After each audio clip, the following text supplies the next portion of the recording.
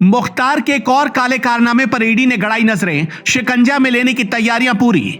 सुनते ही टेंशन में आया मुख्तार।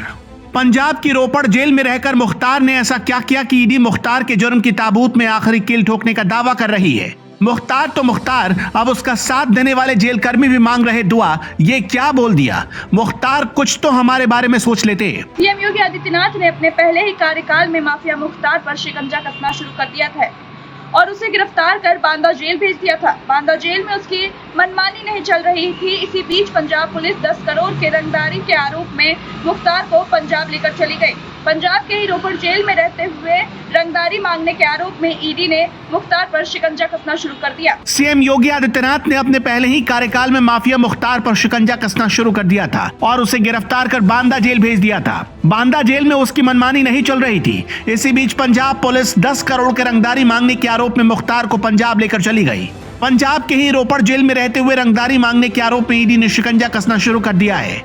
योगी के बाद अब गृह मंत्री अमित शाह की नजरें माफिया मुख्तार पर पड़ गई हैं। वैसे भी योगी की पुलिस ने मुख्तार के एक एक कारनामों की कुंडली खंगाल ली है। कंगाल हो चुके मुख्तार के पास खोने के लिए अब ज्यादा कुछ नहीं बचा। बची खुची कसर अब जुर्म के काले साम्राज्य को खड़ा करने में साथ देने वाली उसकी पत्नी और बेटों से निकाली जा रही है। मुख्तार को भिखारी बनाने के बाद अब यूपी पुलिस मुख्तार की पत्नी के पीछे हाथ धोकर पड़ी है। इधर कई दिनों से ईडी की कस्टडी में चल रहे मुख्तार से पूछताछ के बाद अब मामले में अमित शाह की सक्रियता बढ़ गई है। इस दौरान मुख्तार ने जो राज खोले हैं वो ईडी के लिए बेहद अहम माने जा रहे हैं। पंजाब की रोपड़ जेल में रहकर रंगदारी मांगने के आरोप में ईडी ने शिकंजा कसना शुरू कर दिया है और अब मुख्तार योगी के साथ साथ अमित शाह के रडार पर भी आ गया है। इस पर हत्या के प्रयास, हथियार बंद तरीके से दंगे भड़काने, आपराधिक साजिश रचने, आपराधिक धमकियां देने, संपत्ति हड़पने के लिए धोखाधड़ी करने, सरकारी काम में व्यवधान पहुंचाने को लेकर जानबूझकर चोट पहुंचाने के 16 केस दर्ज हैं।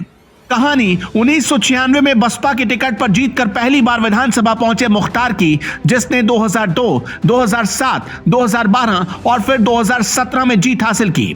वो भी आखिरी के 3 चुनाव देश की अलग अलग जेलों में बंद रहते हुए। 6 अप्रैल 2021 को यूपी के बांदा जेल में आते ही माफिया मुख्तार की उल्टी गिनती शुरू हुई। योगी की काली छाया पड़ते ही खत्म होने लगा मुख्तार का काला साम्राज्य। लगता है अभी मुख्तार अंसारी के ही इतने पन्ने खुलने बाकी हैं कि उसे खुद भी यकीन नहीं हो रहा कि उसने इतना जुर्म किया है। मुख्तार अंसारी पिछले 10 दिनों से ईडी की कस्टडी में है। पूछताछ के दौरान जो जानकारी मिली है उसके अनुसार अब मनी लॉन्ड्रिंग के एक मामले में ईडी पंजाब की रोपड़ जेल के अधिकारियों और कर्मचारियों पर भी शिकंजा कसने की तैयारी कर रही है। रोपड़ जेल में माफिया मुख्तार के रहते उस पर मनी लॉन्ड्रिंग के आरोप लगे हैं। जेल में रहते हुए रंगदारी वसूले जाने के मामले में शामिल सभी मददगारों का बयान दर्ज किया जाएगा। इसमें जेल कर्मियों की मिलीभगत की जांच की जाएगी। इसके लिए ईडी जल्द ही समन भेजने की तैयारी कर रही है। गौरतलब है कि मुख्तार अंसारी भी बीते शुक्रवार को ईडी की स्पेशल कोर्ट में मनी लॉन्ड्रिंग के मामले में वीडियो कॉन्फ्रेंसिंग के जरिए पेश हुआ।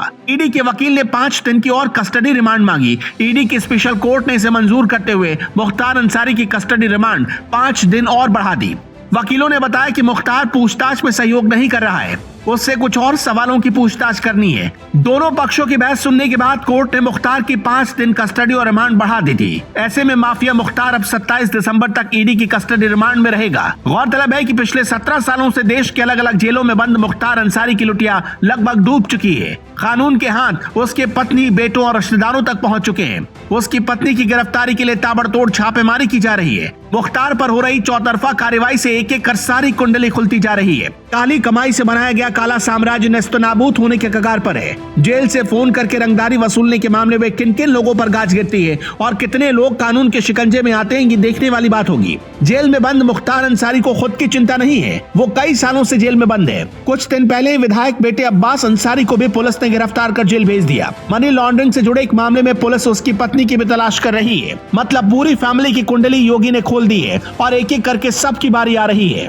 ईडी को मुख्तार अंसारी की पत्नी अफशा अंसारी की भी तलाश है, लेकिन वो अभी तक अफशा अंसारी को ढूंढ नहीं पाई है। पिछले 10 दिनों से मुख्तार अंसारी ईडी की हिरासत में है, लेकिन ईडी अभी तक मुख्तार अंसारी से उसकी पत्नी का पता नहीं लगवा पाई। पत्नी के बारे में पूछे जाने पर मुख्तार अंसारी कहता है कि जब वो जेल में बंद है तो उसे कैसे जानकारी होगी कि उसके घर वाले कहाँ हैं और कहाँ आते जाते हैं। वो ईडी को भले ही पत्नी के बारे में कुछ नहीं बता रहा, लेकिन वकीलों से मिलने के दौरान पत्नी और बेटों को लेकर काफी भावुक हो जाता है और बार बार वकीलों से एक ही बात कहता है कि किसी भी तरह से उसके बेटे को जमानत दिलवा दो। उसे इस समय अपने से ज्यादा अपने बेटे और अपनी पत्नी की चिंता खाई जा रही है। गौरतलब है कि मनी लॉन्ड्रिंग के एक मामले में पूछताछ करने के लिए मुख्तार अंसारी को कोर्ट ने 5 दिनों के लिए ईडी की कस्टडी में भेजा है। 23 दिसंबर को दोपहर 2 बजे से शुरू हुई ये कस्टडी 28 दिसंबर को दोपहर 2 बजे समाप्त होगी। इस दौरान ईडी उससे पूछताछ करेगी। इसी मामले में बेटे विधायक अब्बास अंसारी और रिश्तेदार आतिफ रजा की न्यायिक हिरासत 5 जनवरी तक बढ़ा दी गई है, जिससे मुख्तार अंसारी की चिंता बढ़ गई है।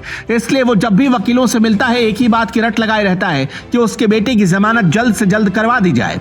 एक तरफ बेटे की जमानत कराने की टेंशन, दूसरी तरफ पत्नी की गिरफ्तारी के लिए पुलिस की ताबड़तोड़ छापेमारी। अब रोपड़ जेल में रहने के दौरान रंगदारी मांगने के मामले में ईडी की एंट्री से मुख्तार पल पल परेशान हो रहा है। उसे समझ नहीं आ रहा कि उसके साथ क्या हो रहा है। वो अपनी पत्नी की चिंता करे या अपने बेटे की, उसे कुछ भी समझ में नहीं आ रहा। पंजाब जेल में रहकर मुख्तार ने उगाही का जो पैसे बनाए हैं उसका इस्तेमाल कहां हुआ है, इसकी छानबीन के लिए मुख्तार के करीबी अफसरों को बुलाकर आमना सामना कराया जाएगा और इसी बेस पर आगे की कार्रवाई होगी।